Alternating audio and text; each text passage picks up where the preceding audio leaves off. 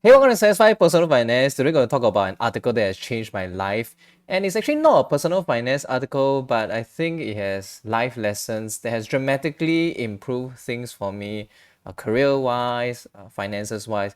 So yeah, stay tuned to find out more about this article. Now, if you want to read the article first, it's called "The Problem Isn't That Life is Unfair, It's Your Broken Idea of Fairness," and it's by Oliver Ambleton. You can go and Google his name and you'll find this article quite easily. Now I'm going to talk about how I interpret this article and how it has value added to my life so far. So there's some value add, okay, on top of just reading article. I think watching this video might help you get some insight on top of what the article provides.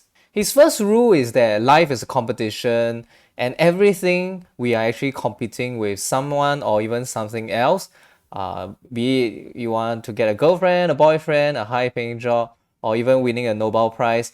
Someone else wants it and they are out to compete with you for it. And I really like the article because there are a lot of cute illustrations like that. But it drives home the point that life truly is a competition, and if you're not working towards something, someone else is going to take it from you. His contention that if you deny that the competition actually exists, then you have already lost. And personally, I think it is true to a large extent. I think a lot of things in life, we are indeed in competition with other people. Let's say you want to go to a university, you're competing with other people based on grades. If you want a job, you're competing with other applicants. Yeah, and even your Instagram photo, if you want more likes, you're actually competing with other influencers to see who can get more likes for their photos. So everything in life is a competition. And I think he's saying that it's a zero-sum game.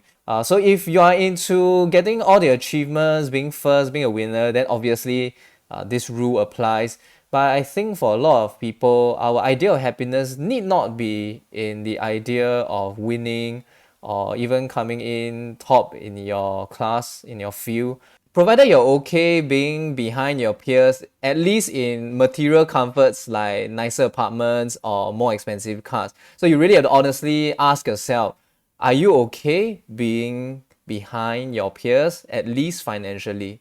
Money, of course, isn't everything, but it is a large factor on how happy your life would be in a capitalist society in Singapore, unless you can transcend that. And if you can, then yeah, by all means, ignore the fact that life is a competition.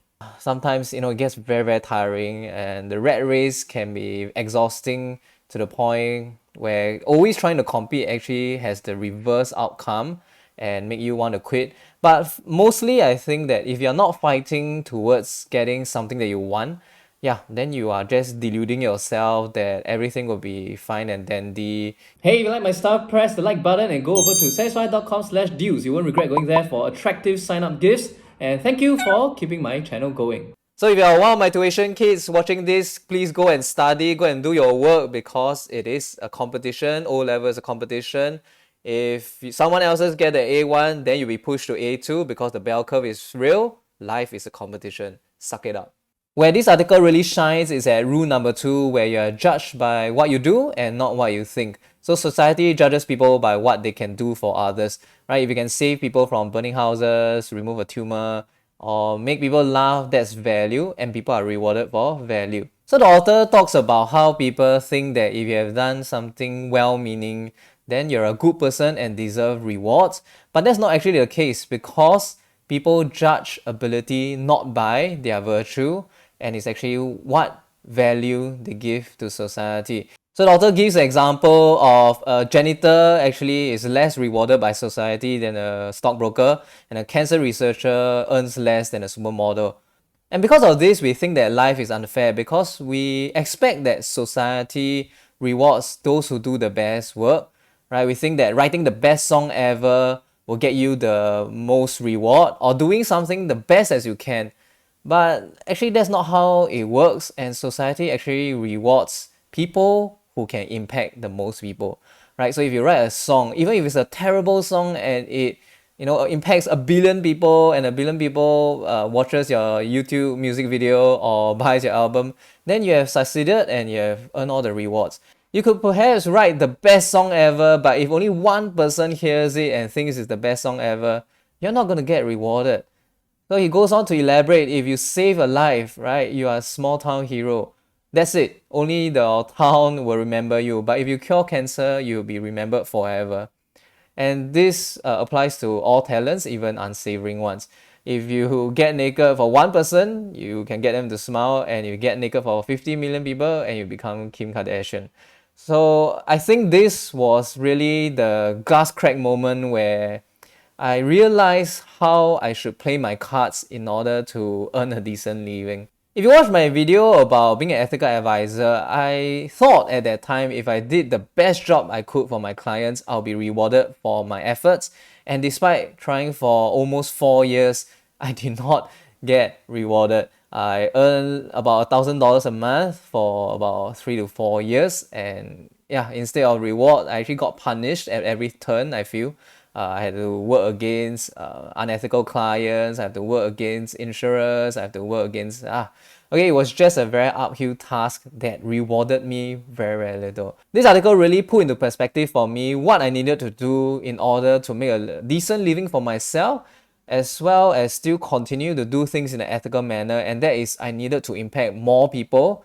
And I think my website and YouTube channel actually has done that. Instead of dealing with 100 clients and getting rewarded very poorly, now my articles and videos reach about 1,000, 2,000 people each.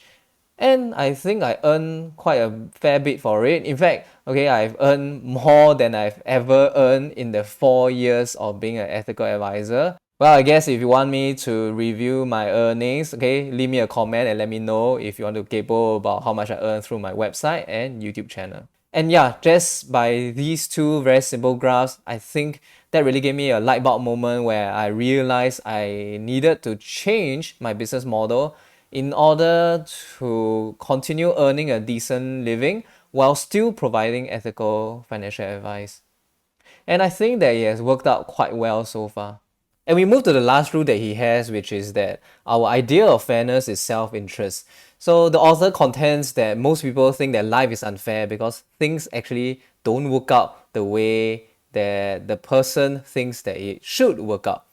And I actually quite agree with that. For a lot of us, when something doesn't work out the way we think it should, we will think that it is unfair. But it's actually not really the case, because our idea of whether something is fair or not is whether it benefits us or not. I think this rule puts into perspective when other people do something we think is unfair or even illogical. It really helps to remind you that what we judge other people by is actually based on our own perspectives and interests, and it may not actually be entirely illogical or unfair in the other person's point of view. I think this rule is important because it reminds me to think of the other person's interest and point of view when it comes to a certain thing that we disagree on, because everybody has their own subjective opinion on what is fair, what is the best course of action, and what is logical, even if their decision might not seem the most logical to myself. For instance, for the longest time, I keep wondering why people will just keep buying lousy products like endowment plans and whole life policies, but there are some reasons why people will still do it, despite the very logical and objective facts that these are not very good products. For instance, some people just want to support their agent, and some truly believe, despite the numbers presented to them, that they feel more comfortable with these traditional products. So who's to blame them, right? If they can sleep better because they buy these products, then that is the product working for them, and therefore it's more beneficial for themselves. So I've learned over the years to be a bit more mellow about how I feel whether something is fair or ethical. I still have very strong opinions about it, but these days I think I'm more sanguine. Yeah, I think that's the word to use. In any case, life cannot be completely fair, because can you imagine if life was perfectly fair, right? Relationships will only end when both partners die at the same time, raindrops only fall on bad people. This is unrealistic, and we live in the world we are in, not in the world that we wish it were. So I think this article was very important as it gave me a reality check, a very literal reality check, that if I want to thrive in this world, I better play by its rules rather than hoping that the rules will magically conform to my idea of what's ethical and fair. And yeah, I think it has made all the difference. I have since realized that my life is on an upward trajectory after my perspective change, and I think I really need to thank this article for changing my life.